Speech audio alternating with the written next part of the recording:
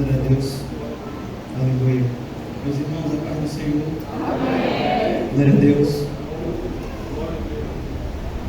Quero cumprimentar a todos com a paz do Senhor. Amém. Glória a Deus. Peguem a sua Bíblia, por favor. Localize o texto de Lucas, Evangelho de Jesus, segundo escreveu Lucas, capítulo 5, a partir do versículo 1 em diante. Lucas, capítulo 5, versículo 1 em diante. Glória a Deus.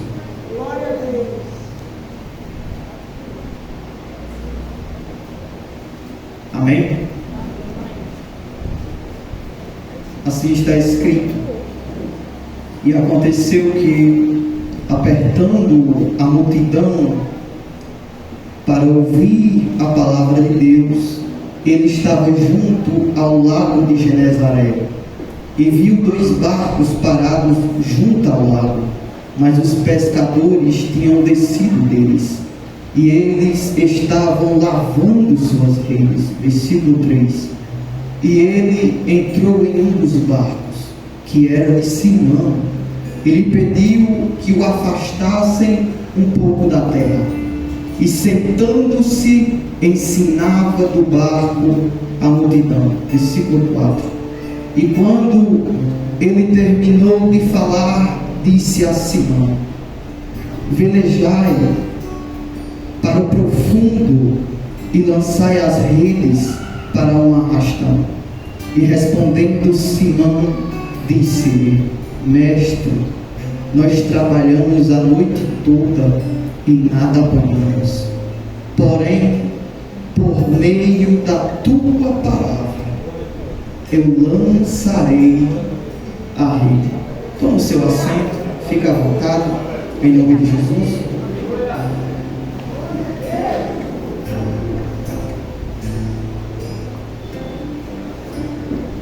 Glória a Deus. Eu sempre me esqueço, sempre que eu venho aqui, pastor, eu nunca memorizo o nome da irmã. Qual é o nome da irmã? Sim.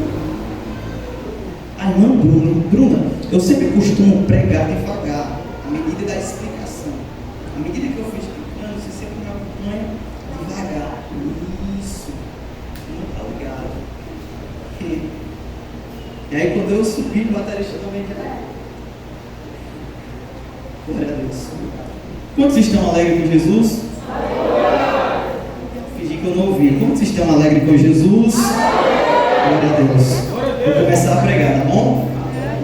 Meus irmãos, todos nós que somos familiarizados com a palavra, que temos a intimidade com os letreiros divinos, com os escritos de Deus, nós sabemos do que o texto se trata. Agora, aqueles que têm simplesmente a palavra para pegar e colocar na estante e empoeirar, vai ficar um pouco voando, e só não vai, porque eu vou explicar, para quando você chegar lá fora, alguém perguntar como foi a mensagem, você dizer: eu não sei, eu sei que foi poder de Deus. Você vai levantar a mão porque você vai compreender a mensagem. Você vai pular porque você vai compreender a mensagem. Você ouviu um amém? Amém. A história em que eu acabei de mencionar, através desses escritos, tem por autor principal nada mais, nada menos do que o autor de todos os livros. O personagem que está presente nos 66 livros. Aquele que está no espaço e tempo, aquele que está sobre tudo e que está sobre todos. Eu estou falando de Jesus, aquele que se apresentou para Manoá como maravilhoso, para Josué como príncipe dos exércitos do Deus vivo. Só que quando eu começo a analisar a história de Jesus, eu vou me encantar, obrigado, pela história de Jesus. Por quê? O apóstolo Paulo, revelando todo o contexto de Cristo, no capítulo 2, a partir do versículo de número 5, o apóstolo Paulo ele vai trazer uma revelação por meio de escrito aos irmãos de Filipenses. E o que ele vai escrever para os irmãos de Filipenses é muito profundo. Ele vai falar acerca de uma divindade, aquele que atende por Yeshua HaMashiach, aquele que estava ao lado do Pai na criação. Ele vai revelar a maneira em que ele vai se manifestar como menino. E ele diz no versículo 5 de Filipenses capítulo 2: meus irmãos, que haja em vós o mesmo sentimento que também houve em Cristo Jesus, que não teve por usurpação ser igual a Deus. Aqui ele revela e resume toda uma história, todo um acontecido. Um Deus que olhou para a sua divindade, que olhou para o seu senhorio, e não teve por usurpação, não pensou duas vezes em deixar de lado e encarnar-se como uma criança, como um menino. E quando ele encarna-se como menino, ele vai ser chamado aqui na terra como homem de Jesus de Nazaré. É a maneira que ele vai atender quando chama ele. Só que quando eu começo a estudar as profecias acerca desse menino que vai crescer, eu vou entender que as profecias que eram profetizadas acerca desta criança era de alguém que iria nascer, mas que era rei. Isaías profetizou no capítulo 9. Isaías disse que ele era o príncipe da paz. Isaías disse que ele era maravilhoso. Isaías disse que ele era o conselheiro. Então, quando nós começamos a estudar as profecias acerca do Messias, nós vamos perceber que esse menino que vai nascer não é qualquer menino. Israel, quando eu começo a estudar no Antigo Testamento os profetas escatológicos, o profeta messiânico, e quando eu vejo ele profetizando, olha, Israel está na escuridão, Israel está debaixo de opressão, mas está vindo uma luz aí, por intermédio de um nascimento, e ele vai ser a luz que vai raiar em Israel. Nós olhamos para essas profecias e dizemos: rapaz, quem vai nascer não é fraco não, quem vai nascer é rei.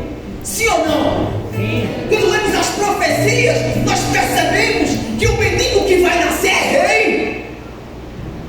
E quando eu começo a estudar a árvore genealógica desse menino, eu vou entender que todo rei tem que ter uma árvore genealógica limpa. Sim ou não? Em Mateus, no capítulo 1, ele começa a citar a árvore genealógica de Jesus. Por quê? Porque as profecias dizem que ele é rei. Se ele é rei, ele precisa ter uma árvore genealógica limpa. E qual é a árvore genealógica dos nossos antepassados, dos nossos familiares? Se o camarada é rei, o tataravô dele foi rei, o bisavô dele foi rei, o avô dele foi rei, o pai dele foi rei. Então ele vai ser rei. Só que quando eu comecei a ler o Evangelho de Jesus segundo escreveu Mateus, no capítulo 1, que eu comecei a ler, e de Simeão, e de Raá, e de Jacó, eu comecei a estudar os camaradas que compõem a árvore genealógica desse menino. Eu percebi que a árvore genealógica dele não é limpa, é a pior que existe. Porque Jesus, ele vem de uma árvore, ele vem de uma raiz, aonde os passados deles é prostituta, é usurpadores, são ladrões. Mas a profecia diz que o menino é rei. A profecia diz que aquele que vai nascer é rei. E como é que nós julgamos o rei? Pela árvore genealógica. Alguém, quando olha para Emanuel, ele julga pelos meus familiares.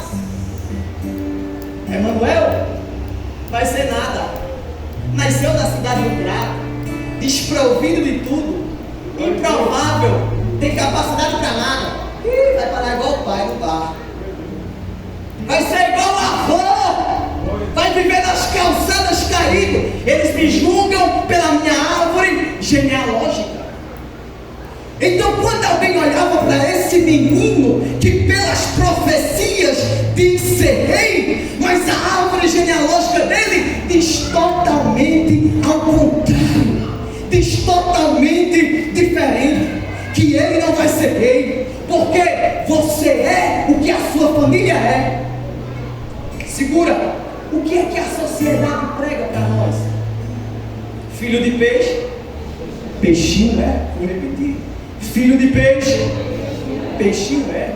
Aquele ali, esse ali é dos feitosa, é grande. Dos sobreira, é grande. Porque a família diz quem você é. Só que Jesus, filho de Maria, filho de José, a árvore genealógica dele todinha. Alguns é ladrão, usurpador, outros prostitutos, outros mentiram, outros roubaram. Outros não foram mal, outros começaram bem e terminaram mal, outros começaram a oferecer incenso, daqui a pouco estava corrompido. Alguém olha para Jesus e diz: vai ser igual o passado dos pais. Só que Jesus olhou para si mesmo e disse: todo o passado imundo da minha família vai acabar em mim. Toda a imundícia da árvore genealógica de Jesus acabou nele. Alguém olhava para Jesus e dizia: você vai ser o que os seus familiares foram. Jesus olhou para si e falou: nada, eu tenho um propósito na terra, eu tenho um ministério na terra. Ele se posicionou e disse: toda sujeira para em mim. Porque nós somos o que a árvore genealógica foi. Com Jesus não. Aí agora está aí você sentado nessa cadeira. Alguém olha para você e já tem uma opinião formada porque conhece teus pais, conhece de onde você vem. Alguém olha para você e já tem seu futuro preparado, porque ele sabe quem foi a tua mãe, ele sabe quem foi o teu pai. Vai ser igual a família. O pai vive nos bares, sai do culto, não vê a mãe em casa, sai do culto, quando chega em casa o pai não está lá, está brigando, está fazendo outras coisas. Aí alguém olha e diz: vai ser da mesma forma.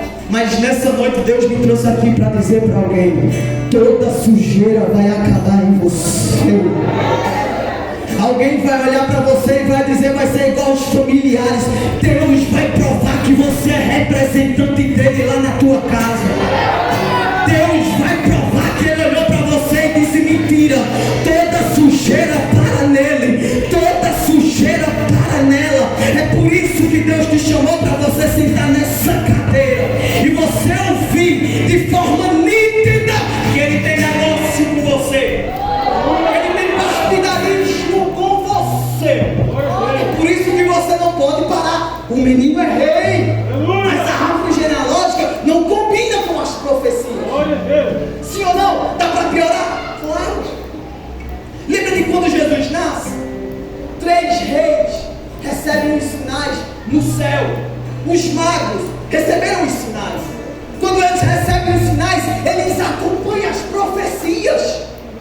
E as profecias diziam que esse menino nasceria como rei. Olha para cá. Quando eles recebem o sinal do céu, onde é que Jesus nasce? Onde é que o rei nasce? Na manjedoura. E onde é que os 3 magos vão procurar o menino? No palácio do rei Herodes. Herodes, nós viemos para cá para adorar o rei que é nascido. O rei? Aqui no palácio. Mas eu nem um rei aqui não, fora eu. E o menino Jesus lá na manjedoura. Nascido na manjedoura. A história vai dizer que quando Maria recebeu dores de partos lá em Belém, eles procuraram estalagem para dormir. Eles procuraram hotéis, espécies de hotéis para dormir, e assim ela viesse a ter a luz em paz. Mas eles não encontraram senão uma manjedoura. Agora lá em Belém, na cidade de Belém, está nascendo o maior rei que o mundo já viu, Jesus de Nazaré. 3 magos receberam um sinal para adorar o rei, mas ele foi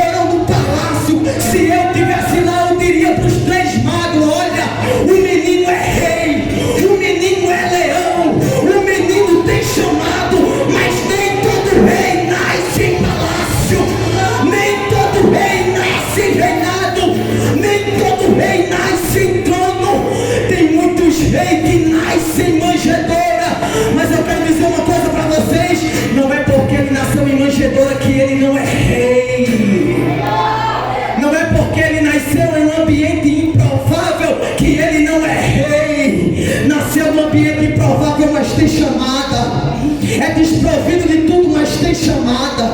Não tem biografia familiar, mas tem chamada. Nunca saiu no banner, mas tem chamada. Eu não sei se você está entendendo o que Deus está falando com você aqui nessa noite. E eu quero que você compreenda: você não tem cara de rei, você não tem cara de chamado, você não tem cara de escolhido. Quando nasceu, até nasceu com chamada, mas nasceu no pior ambiente possível. Como é que alguém vai olhar para você com capacidade? Como é que alguém vai olhar para você e vai dizer: tu és escolhido? Só que lá do céu, alguém olhou para ele e disse: o mundo conhecerá quem é esse menino. O mundo saberá quem é esse menino.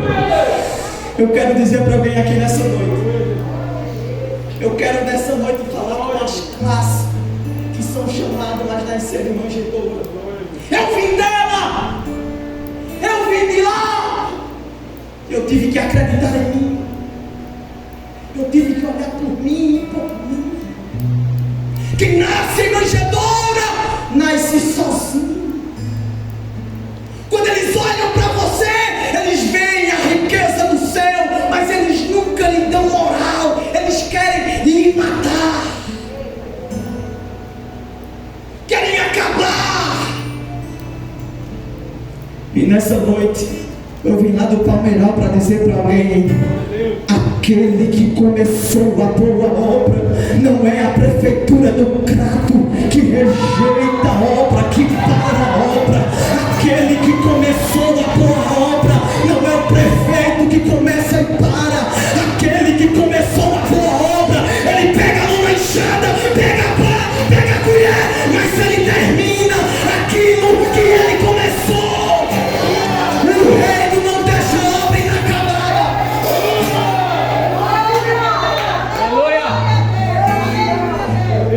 Olha você aí.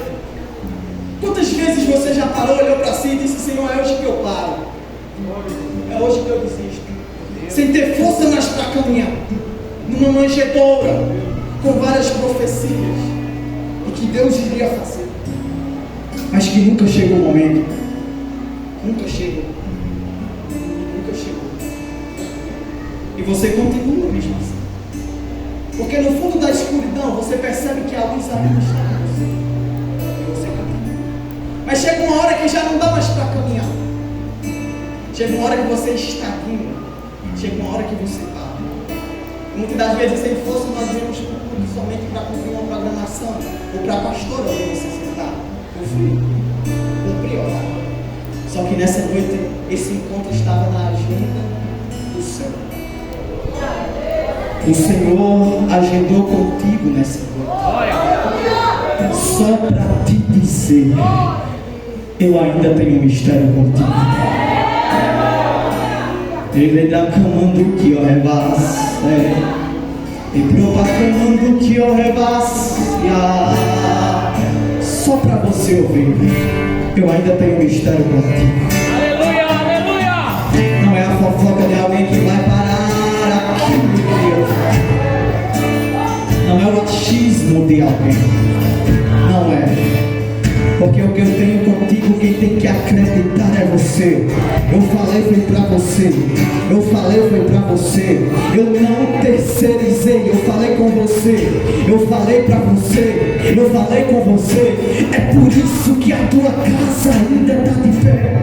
Porque no meio de toda a desistência, você permaneceu. Ninguém sabia como você estava. Você sustenta o mundo de todo mundo, mas o seu mundo já caiu há muito tempo. Você vive para sustentar o sorriso de alguém. O sorriso de tanta gente está de pé por causa de você. A alegria está de pé por causa de você. Alguém da tua família está de pé por causa de você. Mas quando a escuridão chega, o teu sorriso vai embora. A tua alma chora. Tu se sente uma mulher guerreira e brava para lutar, para alguém sorrir. Mas quando você está sozinho, a alegria vai embora, a depressão coração cheio, o medo cheio. E cadê aquela mulher forte? Cadê aquele jovem forte?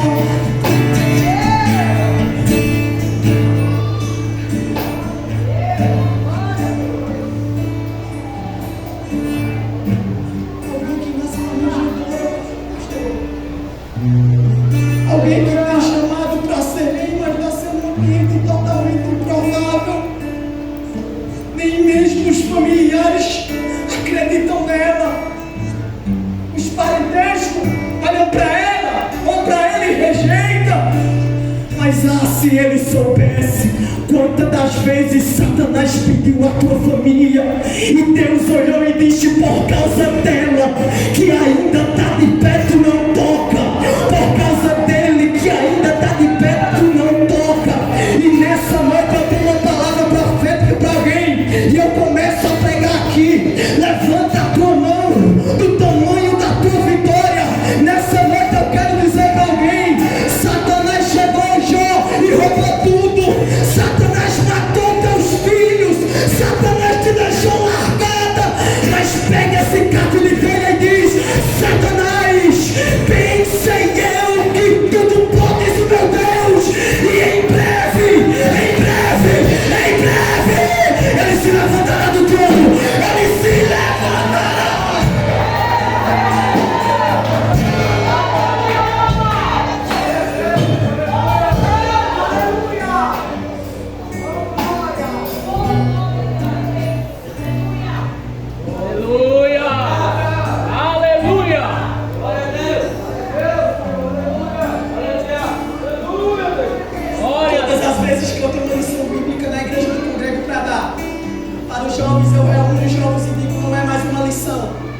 É mais um compromisso que eu tenho de fazer alguém sair mudado daqui. E nessa noite eu venho com essa mesma intensidade. Se nessa noite é só mais uma pregação, se é só mais uma segunda profética, eu falhei. Mas se essa mensagem aqui fazer alguém mudar, se essa mensagem fazer alguém continuar na caminhada. Aleluia. Glória a Deus, aleluia. Isso que a segunda profética ainda está de pé. É por isso que a segunda profética está de pé. E se eu sou profeta nessa noite, eu vim profetizar. Se eu sou profeta nessa noite, eu vim profetizar. Vou repetir. Se eu sou profeta nessa noite, eu vim profetizar. Ei, nasceu numa manjedoura, mas você não vai ser a fofoca que falaram que você iria ser. Não vai parar no pé igual o pai parou. Eu vim dizer para os crentes: você não é bola de Satanás que ele chuta para lá e para cá. Você não é o pobrezinho de Jesus. Jesus te chamou para ter riqueza. Jesus te chamou para ser feliz. Se você pega essa profecia, levanta a mão para cima, porque eu quero profetizar que a juventude da templo missionário vai invadir os bacharelados da nossa nação. Vocês vão ser ricos.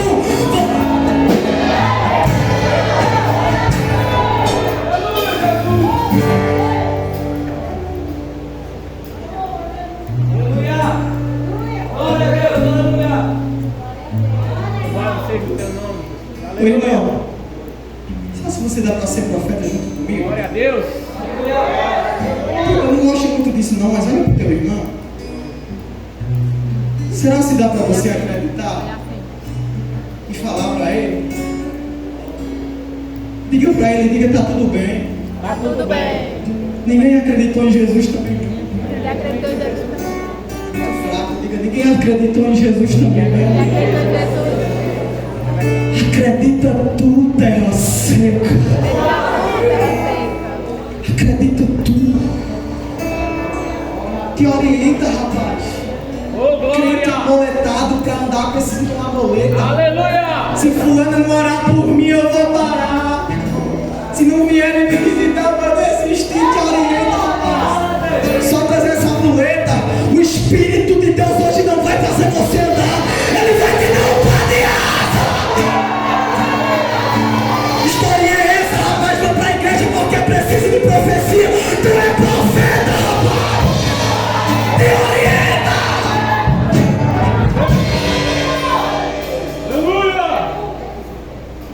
mais fraquinho hoje aqui. Glória a Deus. Vai sacudindo o ferro todo. Porque o fogo não começa daí pra cá. Daqui pra aí.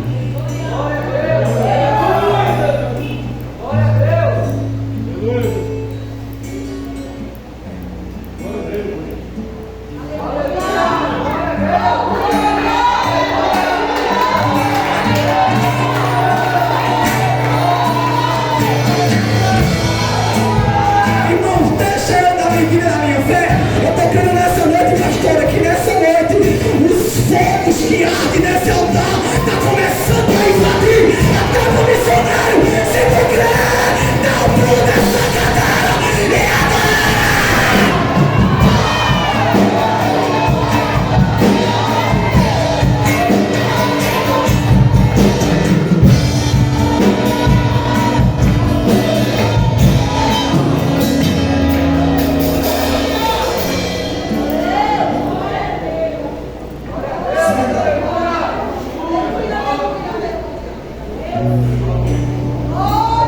esse menino, ele cresce como improvável.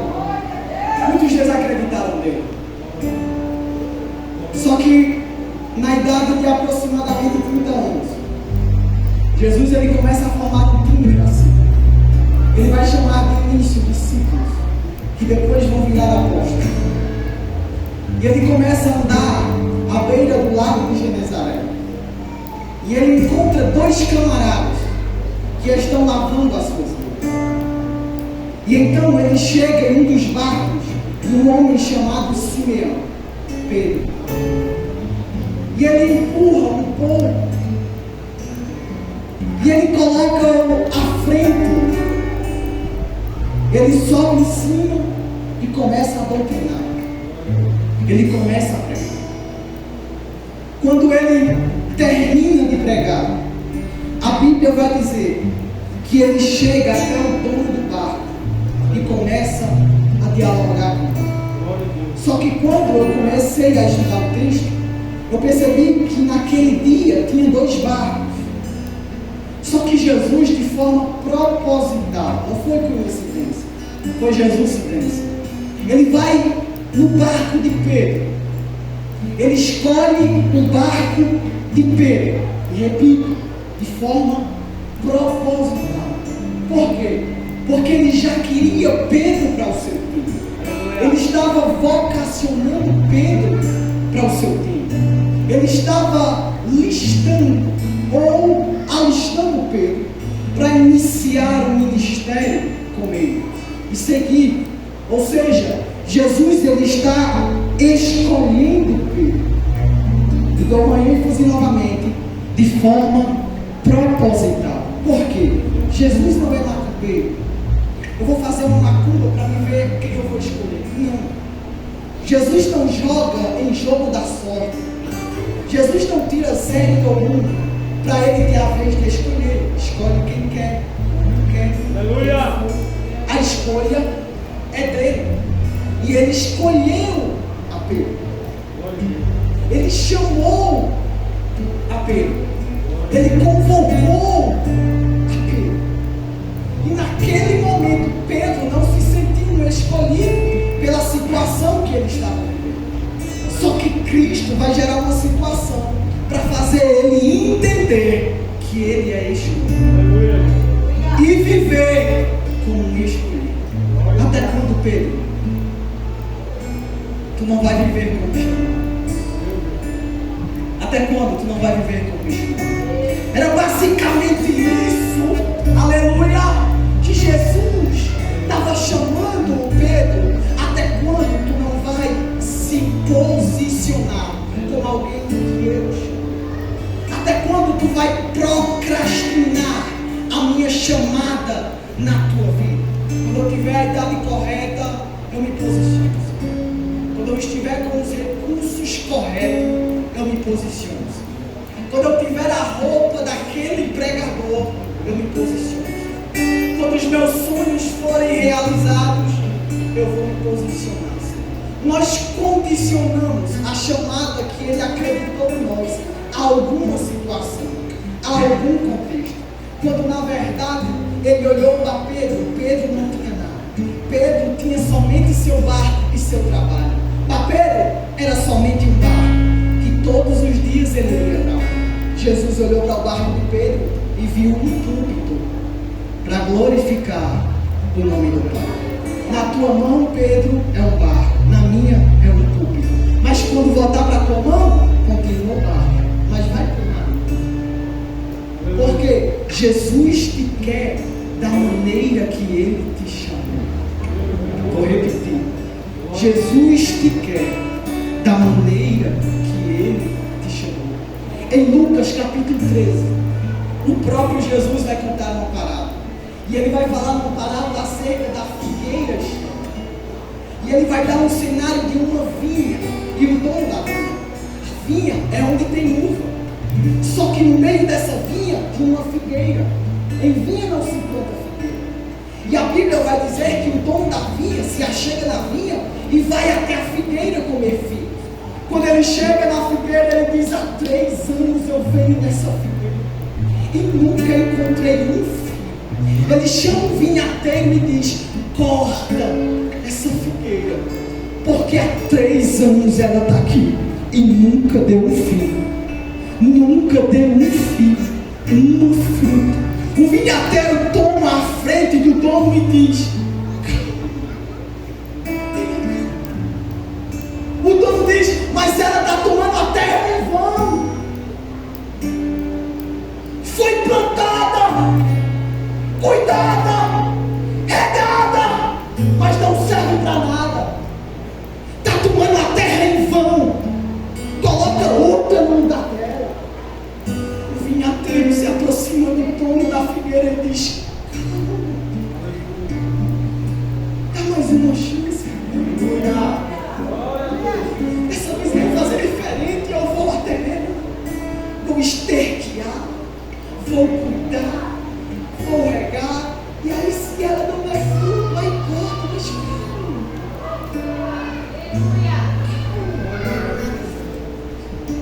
você tem tanta confiança nela, mas já era para ela estar de uma maneira, mas não está. Eu vim até hoje. Mais uma chance na ela. Será se você sente o Espírito Santo falando com você? Sabe quem é o vinhateiro? É Jesus. Sabe quem é esse que mandou tirar a figueira? É Deus. E sabe quem é a figueira? É tu. O dono chegou para você e disse: eu já investi tanto nesse camarada, já dei tanta oportunidade nesse camarada, eu já investi tanto nela, já investi tanto nele, e só está tomando a terra em vão, está ocupando o espaço de outra árvore ser plantada e ser melhor do que ela. Jesus dá um pulo na frente do Pai e diz: parece que eu vejo Jesus pulando na frente do Pai nessa noite, dizendo: dá mais uma chance a essa jovem, mais uma chance desse jovem. O Espírito Santo pulando na frente, dizendo: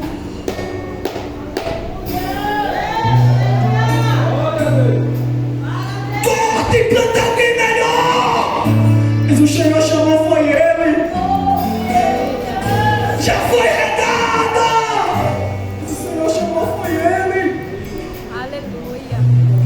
O Pai está olhando alguém para alguém aqui nessa noite e está te dizendo: eu não desisto de você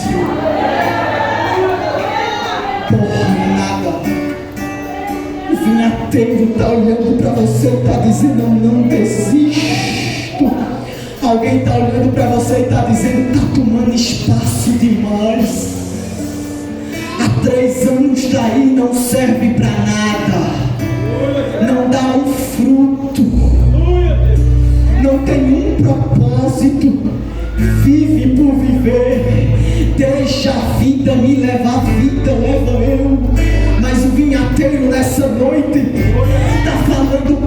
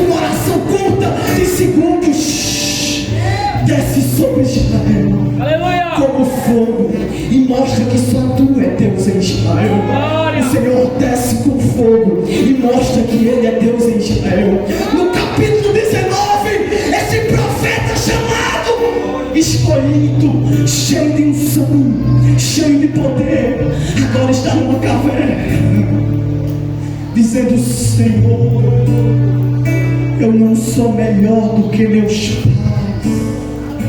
me mata, eu sou chamado, eu sou escolhido, eu entreguei a minha vida no teu altar, mas nessa situação eu aprendi que eu não sou o que o Senhor acha que eu sou.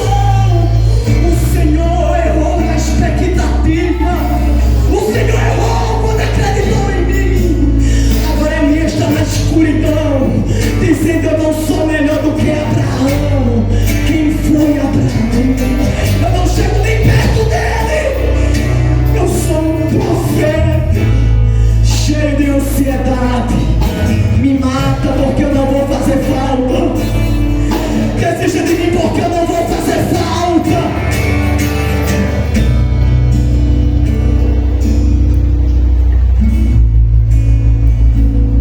Mas você foi escolhido. Você foi escolhido.